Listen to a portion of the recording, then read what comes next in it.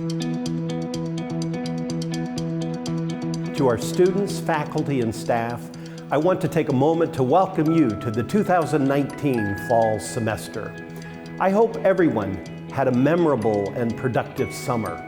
The start of an academic semester brings exciting opportunities, and so I'd like to share some of the progress we have made since spring. For those of you who have been on the Bowen-Thompson Quadrangle, you probably noticed the Maurer Center, the new home of the College of Business. It is taking shape.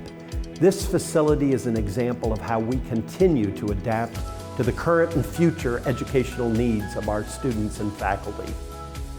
In June, we announced that Jennifer McCary will serve as our Chief Diversity and Belonging Officer. Her leadership will elevate our work in building a more just learning community, one that values what makes us different, one that honors what makes us similar, and one that we wish for all of society. As we look forward, it is imperative that we focus on redefining student success. To make strides, we continue to integrate career and academic advising, reframing our co-curricular and curricular approaches so that we deliver more than just a degree, but an educational experience that intentionally prepares each student to design a meaningful and productive life.